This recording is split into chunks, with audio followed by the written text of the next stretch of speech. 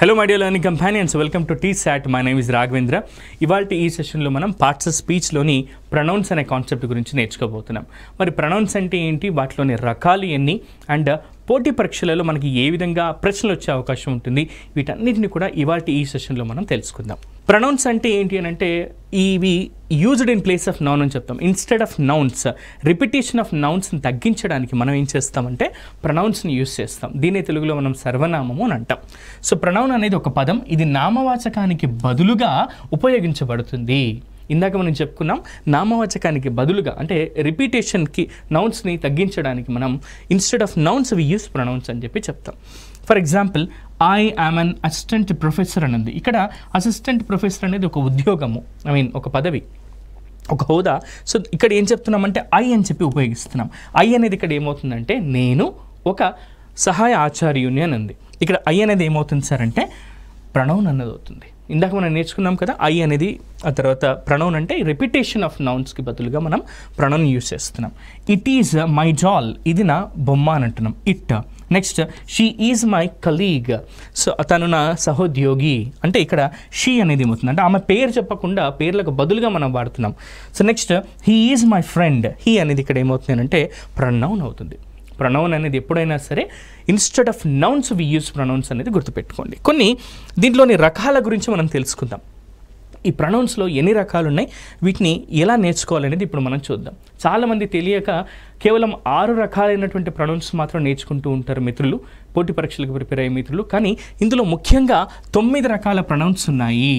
ఈ 9 types of pronouns మనం నేర్చుకున్నట్లయితే మీరు ఏ పోటీ పరీక్షకు ప్రిపేర్ అయినా సరే మీరు ఈ ప్రొనౌన్ అనేటటువంటి కాన్సెప్ట్ మీద సులభంగా మీరు నేర్చుకోగలుగుతారు. ప్రొనౌన్ అంటే సో ఇందాక తెలుసుకున్నాం, instead of noun we use pronouns అని. సో ఇందులో మొదటిది ఏంటి అని అంటే డెమాన్స్ట్రేటివ్ ప్రొనౌన్స్ అని అంటాం. డెమాన్స్ట్రేషన్ అంటే ఏంటి, ప్రదర్శన పద్ధతి, అంటే చూపించడానికి ప్రదర్శించడానికి ఉపయోగించేటటువంటి పదాలు ఏవైతే ఉంటాయో వాటిని మనం డెమాన్స్ట్రేటివ్ ప్రొనౌన్స్ అని అంటాం. ఫర్ ఎగ్జాంపుల్, దిస్, ఇది అని అంటున్నాను నేను. ఈ పెన్నుని చూపించడానికి దిస్ అని అంటున్నాను. అక్కడ ఒక పర్సన్ ఉన్నారు, ఆయనని అక్కడ ఒక చైర్ ఉంది, దాన్ని చెప్తున్నాను దాట్ చైర్, ఆ చైర్ అంటున్నాను. ఇక్కడ నేను ఏం చేస్తున్నాను, ప్రదర్శించడానికి ఉపయోగిస్తున్నాను ఈ పదాలని. కాబట్టి దిస్ అంటే ఇది, దాట్ అంటే అది, దీస్ అంటే ఒకటి కంటే ఎక్కువ ఉంటాయి కాబట్టి ఇవి, దోస్ అంటే అవి అని అర్థం. గుర్తుపెట్టుకోండి, దిస్, దాట్, దీస్, దోస్, వీటిని మనం డెమాన్స్ట్రేటివ్ ప్రొనౌన్స్ అని అంటాం. దిస్కి మనం ప్లూరల్ ఫామ్గా దీస్ అని చెప్పి రాస్తాం, దిస్కి దీస్ అని చెప్పి రాస్తాము. అలాగే దాట్కి దోస్ అని చెప్పి మనం యూస్ చేస్తాం. So this, these, that, those అని చెప్పి మనం యూస్ చేస్తాం. That is my old car, అది నా ఓల్డ్ అంటే పాత కార్ అంటాం. ఇక్కడ దాట్ అనేది ఏమవుతుంది, పరీక్షల్లో ఎప్పుడైనా that is my old car అనే ఎగ్జాంపుల్ ఇచ్చి ఇక్కడ దాట్ అనే దాని కింద అండర్లైన్ చేసినప్పుడు ఇది డెమాన్స్ట్రేటివ్ ప్రొనౌన్ అని చెప్పి మనం గుర్తుంచుకోవాల్సి ఉంటుంది. Next, this is my new bike, ఇది నా కొత్త బైక్ అని చెప్పి చెప్తున్నాం. ఇక్కడ దిస్ అనేది ఏమవుతుంది సార్ అంటే మనకి డెమాన్స్ట్రేటివ్ ప్రొనౌన్ అవుతుంది. Next, these are my books, ఇవి నా పుస్తకాలు అంటున్నాం. ఇక్కడ బుక్స్ కింద అండర్లైన్ చేస్తే మనకు తెలుసు బుక్స్ అంటే ఏంటి, ఇది నౌన్, పుస్తకాలు అంటున్నాం, ప్లూరల్ నౌన్ కాబట్టి అది నౌన్ అవుతుంది. ఇక్కడ దీస్ అనేది ఏమవుతుందంటే ప్రొనౌన్ అవుతుంది. Next, those are my keys, అవి నా తాళాలు అని అంటున్నాం. సో ఇక్కడ దోస్ అనేది ఏమవుతుందంటే డెమాన్స్ట్రేటివ్ ప్రొనౌన్ అవుతుంది. గుర్తుంచుకోండి, దిస్, దాట్, దీస్, దోస్, ఈ 4ని మనం డెమాన్స్ట్రేషన్ కోసం ఉపయోగిస్తాం కాబట్టి వీటిని డెమాన్స్ట్రేటివ్ ప్రొనౌన్స్ అని అంటాం. ఇక ప్రొనౌన్స్లోని రెండో రకం ఏంటి అని అంటే ఇండిఫైనట్ ప్రొనౌన్స్. పేర్లోనే తెలిసిపోతుంది మనకి, పేర్లోనే తెలిసిపోతుంది, ఎవరో తెలీదు. ఇండిఫైన్, ఇండిఫైన్, డిఫైన్ అంటేనేమో పర్టికులర్గా నిర్వచిస్తున్నాం, పర్టికులర్ ఒకటి అని చెప్తున్నాం. ఇండిఫైనట్ అంటే తెలీదు, so we are not defining them. So అలాంటి ప్రొనౌన్స్ని ఏమంటాం సార్ అంటే మనం ఇండిఫైనట్ ప్రొనౌన్స్ అని అంటాం. ఎనీవన్, సమ్వన్, ఆల్, సో ఎవరైనా ఉండొచ్చు. సో ఫర్ ఎగ్జాంపుల్, ఇప్పుడు మనం క్లాస్లో ఉన్నాం, వెనక బెంచ్లో నుంచి ఎవరైనా అరిచారు అనుకుందాం. సో ఎవరు అరిచారంటే someone shouted from the last bench ma'am అని అంటూ ఉంటాం, someone shouted from the last bench sir అంటూ ఉంటాం, ఎవరో అన్నట్టుగా. సో ఎనీబడి, సమ్వన్, ఆల్, ఇలాంటి వాటిని ఇండిఫైనట్ ప్రొనౌన్స్ అని అంటాం. To refer to people or things without saying exactly who or what they are అని చెప్పి చెప్తున్నాం.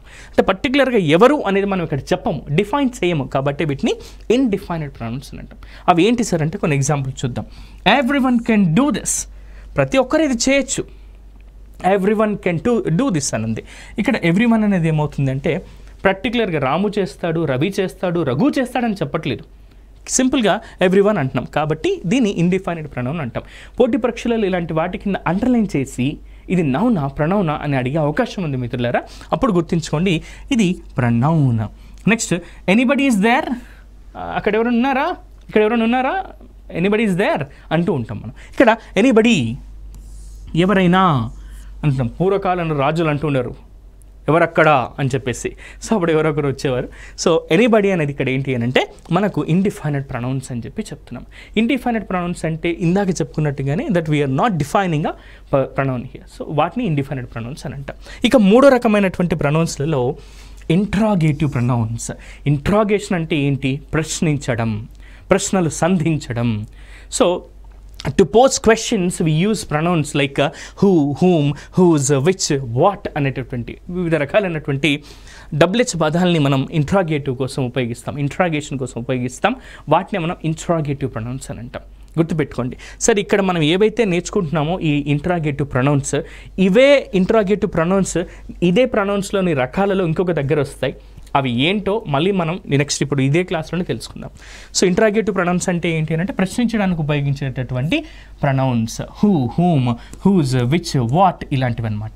Who are you, next what is that, ఇలాంటి వాటి కింద మనకు అండర్లైన్ చేసినప్పుడు పరీక్షలో హూ ఆర్ యూ అని ఇచ్చి WHO కింద అండర్లైన్ చేస్తే ఇది ప్రొనౌన్ అని గుర్తుపెట్టుకోండి. నెక్స్ట్ వాట్ ఈజ్ దాట్ కింద అండర్లైన్ చేస్తే వాట్ కింద అండర్లైన్ చేస్తే అప్పుడు ఇదే ప్రొనౌన్, అది ఇదే పార్ట్స్ ఆఫ్ స్పీచ్ అంటే ఇది ప్రొనౌన్ సార్ అని చెప్పి మనం గుర్తుపెట్టుకోవాలి.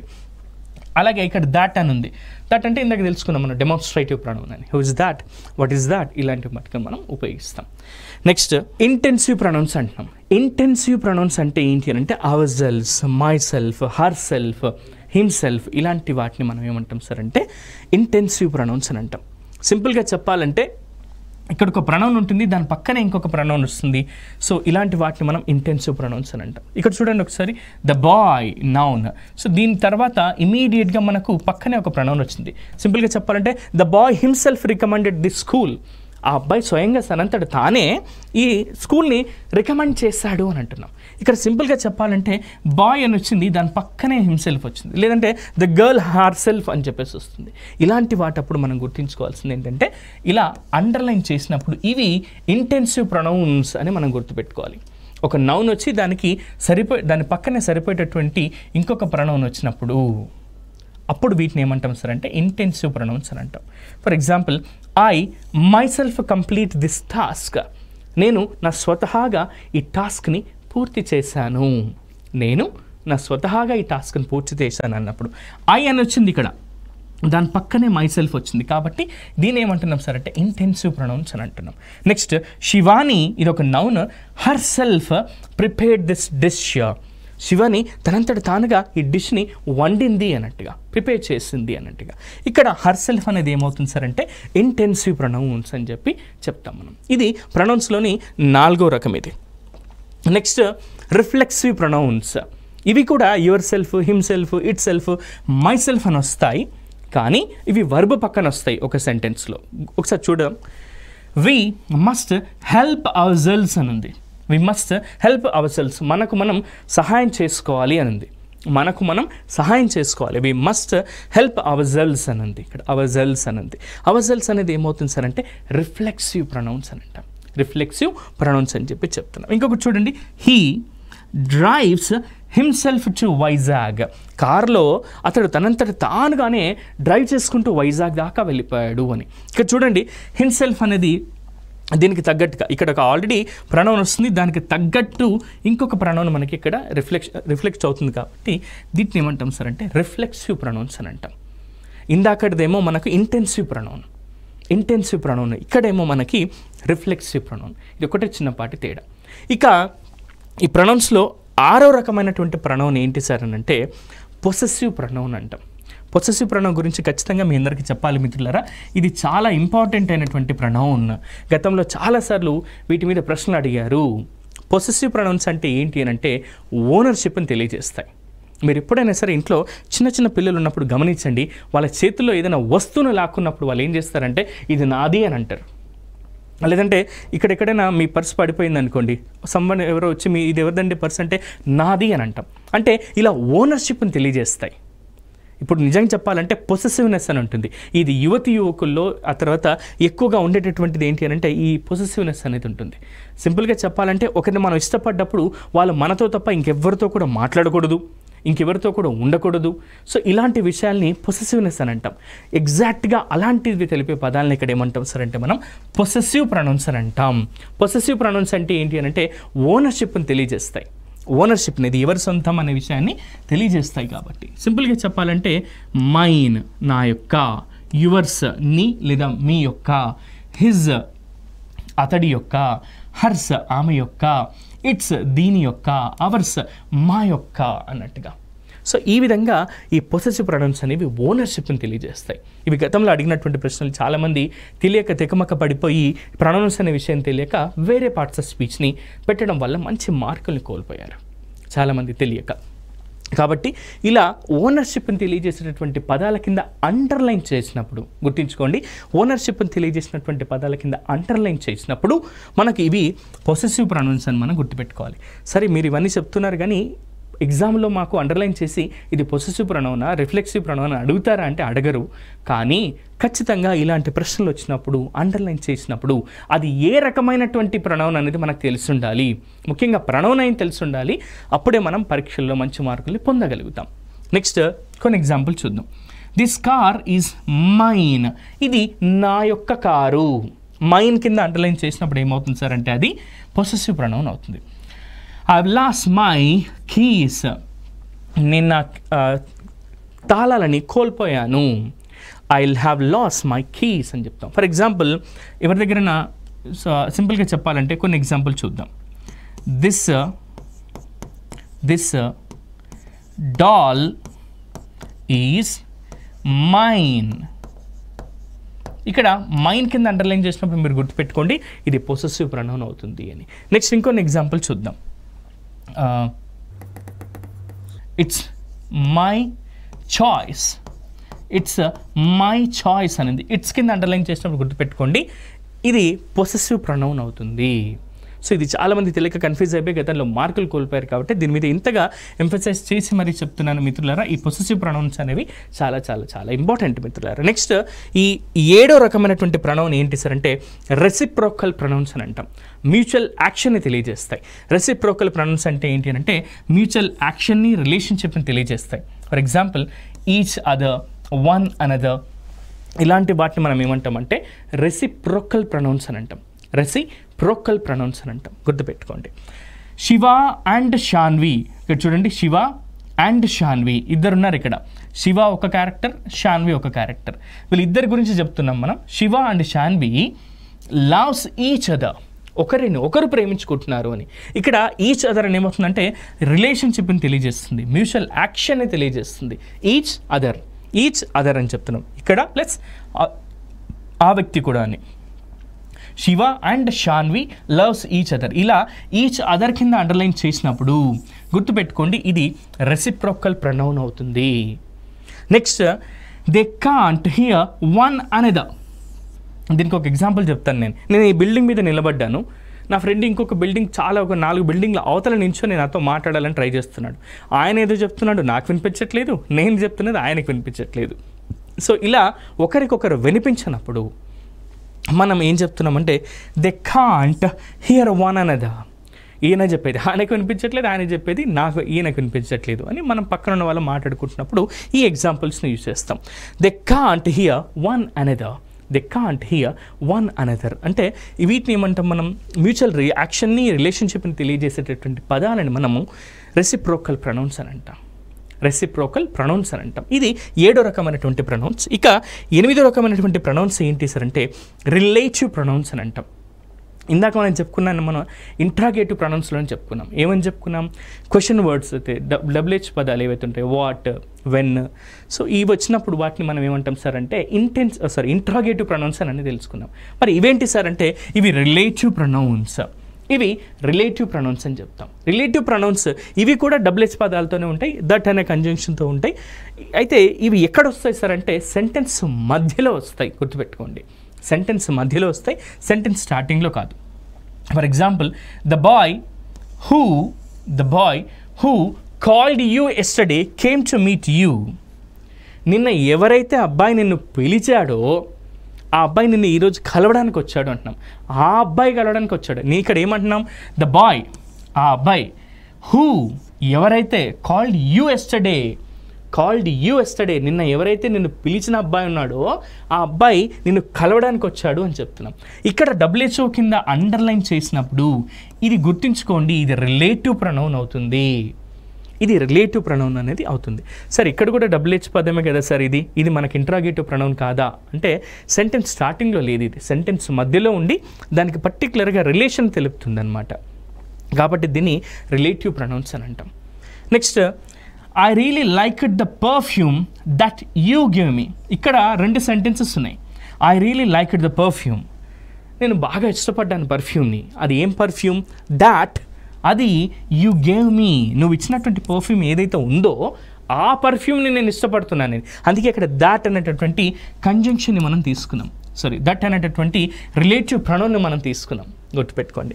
రిలేటివ్ ప్రొనౌన్స్లలో ఇవి కూడా మనకు వస్తాయి. ఇవి సెంటెన్స్ మధ్యలో వచ్చి పూర్తి అర్థాన్ని తెలియజేస్తాయి కాబట్టి వీటిని మనకు రిలేటివ్ ప్రొనౌన్స్ అని అంటున్నాం. ఇక నెక్స్ట్ ఇంకోటి ఏంటి అని అంటే పర్సనల్ ప్రొనౌన్స్ అని అంటున్నాం. ఈ పర్సనల్ ప్రొనౌన్స్ ఏవైతే ఉన్నాయో ఈ 7 కూడా మనకు చాలా చాలా చాలా ఇంపార్టెంట్. ఇందాక గత సెషన్లో మనం తెలుసుకున్నాం first person, second person, third person అని. సో మళ్ళీ మీకు ఇంకొక మారు ఎక్స్ప్లెయిన్ చేస్తాను. ఫస్ట్ పర్సన్ సింగులర్ ఎప్పుడైనా సరే, సో ఫస్ట్ పర్సన్ సింగులర్ ఏంటి సార్ అంటే ఇందాక మనం చెప్పుకున్నాం కదా, ఐ, గత సెషన్లో మనం చెప్పుకున్నాం మిత్రులారా, నేను. ఫస్ట్ పర్సన్ సింగులర్ అవుతుంది. నెక్స్ట్ ఫస్ట్ పర్సన్ ప్లూరల్, వి, మేము లేదా మనము అని అంటాం. So I first person singular, ఇది ఫస్ట్ పర్సన్ ప్లూరల్ ఏమవుతుందంటే వి అని అవుతుంది. ఐ అంటే నేను, వి అంటే మేము లేదా మనం అనే మీనింగ్ వస్తుంది. ఇక సెకండ్ పర్సన్, ఈ సెకండ్ పర్సన్ ఏది అని అంటే సింగులర్ కూడా యుఏ అవుతుంది, అండ్ ప్లూరల్ ఫామ్ కూడా యు అనేది అవుతుంది. యు అంటేనేమో నీవు అనే మీనింగ్ ఒక్కరే ఉంటుంది. యు అంటేనేమో మోర్ దెన్ 1 పర్సన్ ఉంటే అది ప్లూరల్ ఫామ్ అవుతుంది, అది కూడా సెకండ్ పర్సన్ ప్లూరల్ అవుతుంది. ఇక థర్డ్ పర్సన్ సింగులర్ ఎవరు సార్ అంటే థర్డ్ పర్సన్ సింగులర్ ఎవరు అవుతారు సార్ అంటే హీ, అతడు, షీ, ఆమె, ఇట్, ఇది అనే మీనింగ్ వస్తుంది. మరి ప్లూరల్ ఎవరు అవుతారు సార్ అంటే దే, వారు అనేది ఇక్కడ థర్డ్ పర్సన్ ప్లూరల్ అనేది మనకు అవుతుంది. ఇది చాలామందికి తెలియక కన్ఫ్యూజ్ అవుతుంటారు. వీటి 7 మనం ఏమంటాం సార్ అంటే I, you, we, they, he, she, it, ఈ 7 మనం ఏమంటున్నాం సార్ ఇక్కడ అంటే పర్సనల్ ప్రొనౌన్స్ అని అంటున్నాము. వీటిని మనం పర్సనల్ ప్రొనౌన్స్ అంటున్నాం. ఈ 7 పర్సనల్ ప్రొనౌన్స్ మీరు గుర్తుపెట్టుకోండి మిత్రులారా. వీటితోనే మనం టెన్సెస్ అనే కాన్సెప్ట్ నేర్చుకుంటున్నప్పుడు ఒక విషయం మీ అందరికీ చెప్తాను నేను, ఇంగ్లీష్ గ్రామర్ అనేది. సో ఒక విషయం మీ అందరికీ నేను చెప్తాను.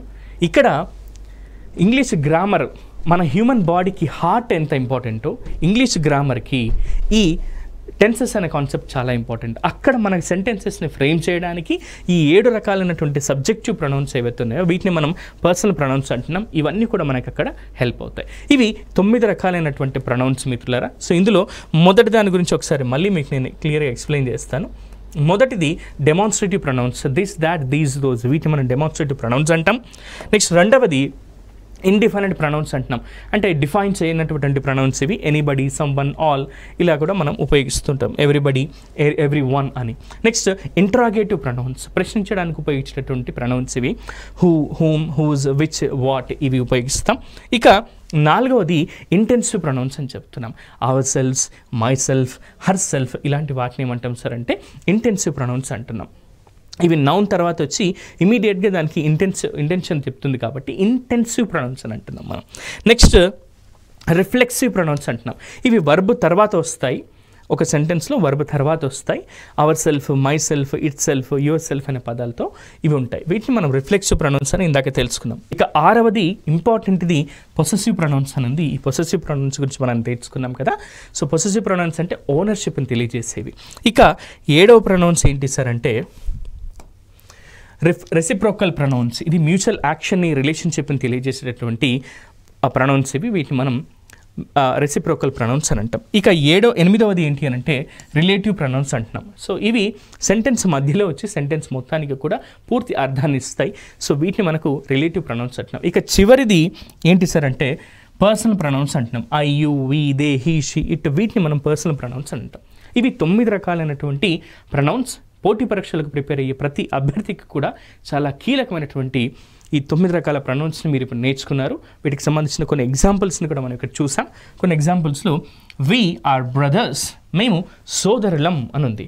ఇక్కడ WE వి కింద అండర్లైన్ చేసినప్పుడు ఇది ఏమవుతుందంటే పర్సనల్ ప్రొనౌన్స్ అవుతాయి. సింపుల్గా చెప్పాలంటే ప్రొనౌనే, కానీ అందులో ఏ ప్రొనౌన్ అవుతుందంటే పర్సనల్ ప్రొనౌన్ అవుతుంది. Next you are my brother in law అని ఉంది.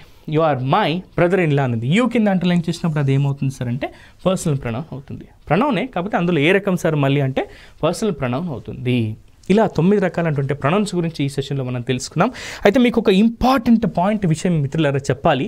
ఇక్కడ మీకు నేను 3 విషయాలు చెప్తాను. ఈ 3 విషయాల్లోనే మీరు 3 మార్కులు సాధించవచ్చు. ఎలా అంటే ఇప్పుడు మనం నేర్చుకున్నటువంటి డెమాన్స్ట్రేటివ్ ప్రొనౌన్స్ ఉన్నాయి కదా, this, that, these and those. వీటిని ఇందాక తెలుసుకున్నాం డెమాన్స్ట్రేటివ్ ప్రొనౌన్స్ అంటారు అని. డెమాన్స్ట్రేటివ్ ప్రొనౌన్స్ తర్వాత నౌన్స్ ఉన్నట్లయితే అవి అడ్జెక్టివ్స్ అవుతాయి. ఎప్పుడైనా సరే దిస్, దాట్, దీస్, దోస్ల తర్వాత నౌన్స్ ఉంటే గుర్తుపెట్టుకోండి, నౌన్స్ ఉంటే అది అడ్జెక్టివ్స్ అవుతాయి. ఒకసారి చూద్దాం. ఫర్ ఎగ్జాంపుల్ ఈ పెన్ ఉంది, దీని గురించి చూద్దాం. This pen is mine. ఇక్కడ ఫుల్ స్టాప్ పెట్టాం మనం. ఇక్కడ నేను అండర్లైన్ చేసి దిస్ కింద అండర్లైన్ చేశాను, పెన్ కింద అండర్లైన్ చేశాను. ఈ రెండు ఏ పార్ట్స్ ఆఫ్ స్పీచ్ అని నేను అడిగాను. మన రూల్ ప్రకారం చూడండి, దిస్, దాట్, దీస్ అండ్ దోస్ల తర్వాత నౌన్స్ ఉంటే అవి అడ్జెక్టివ్స్ అవుతాయి అని. ఇక్కడ పెన్ అనేది ఒక నౌన్, కానీ దీని పక్కన ముందు వచ్చింది ఇది పెన్ ఉంది. పెన్ ఈజ్ మైన్ అంటున్నాను, ఈ పెన్ను నాది అంటున్నాను, పెన్ను నాది అంటున్నాను, కానీ ఏ pen? This pen is mine. So పెన్నుకు ముందు దిస్ వచ్చింది కాబట్టి ఇది ఏమవుతుంది సార్ అంటే అడ్జెక్టివ్ అవుతుంది. ఇది గతంలో అడిగినటువంటి ప్రశ్న మిత్రులారా. ఎప్పుడైనా సరే గుర్తుపెట్టుకోండి, దిస్, దాట్, దీస్, దోస్ల తర్వాత నౌన్స్ ఉంటే ఈ దిస్, దాట్, దీస్, దోస్ ఏమవుతాయి సార్ అంటే ఏ పార్ట్స్ ఆఫ్ స్పీచ్ అవుతాయి? అడ్జెక్టివ్స్ అవుతాయి. Next this, that, what and విచ్ల తర్వాత హెల్పింగ్ వర్బ్స్ ఉంటే అవి ప్రొనౌన్స్ అవుతాయి. This, that, what and which తర్వాత హెల్పింగ్ వర్బ్స్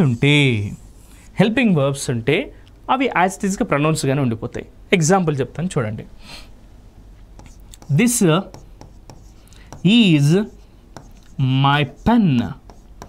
ఇది నా పెన్ అని చెప్పాం. ఇక చూడండి, దిస్ తర్వాత ఈజ్ అనేటటువంటి ఒక హెల్పింగ్ వర్బ్ వచ్చింది. అప్పుడు ఇదేమవుతుంది? ప్రొనౌన్ అనే అవుతుంది. ప్రొనౌన్ యాజ్ ఇట్ ఈస్గా అలాగే ఉంటుంది. గుర్తుపెట్టుకోండి, దిస్, దాట్, దీస్, దోస్ల తర్వాత నౌన్స్ ఉంటే ఈ దిస్, దాట్, దీస్, దోస్లు అనేవి అడ్జెక్టివ్స్ అవుతాయి. ఇంకొక చిన్న ఇంపార్టెంట్ రూల్ ఉంది, అదొకసారి మనం చూద్దాం. వాట్ అండ్ విచ్ తర్వాత నౌన్ ఉంటే అవి అడ్జెక్టివ్స్ అవుతాయి. వాట్ అండ్ విచ్ తర్వాత ఒకవేళ నౌన్స్ ఉంటే అవి అడ్జెక్టివ్స్ అవుతాయి. ఈ 3 రూల్స్ కూడా చాలా ఇంపార్టెంట్ మిత్రులారా. ఇప్పుడు మనం ప్రొనౌన్స్ గురించి, ఆ తర్వాత ఈ 3 రూల్స్ గురించి మనం నేర్చుకున్నాం. అండ్ వీటికి సంబంధించినటువంటి డీటెయిల్డ్ ఇన్ఫర్మేషన్ కూడా మీరు తెలుసుకున్నారు. 9 రకాల ప్రొనౌన్స్, ఆ ప్రొనౌన్స్లోని ఇన్ఫర్మేషన్ అంతా కూడా మీరు తెలుసుకున్నారు. అండ్ నెక్స్ట్ సెషన్లో మనం మరొక కాన్సెప్ట్ కలుద్దాం. ఈ కాన్సెప్ట్ మీకు చక్కగా అర్థమైందని ఆశిస్తూ నెక్స్ట్ సెషన్లో మళ్ళీ కలుద్దాం. Thank you.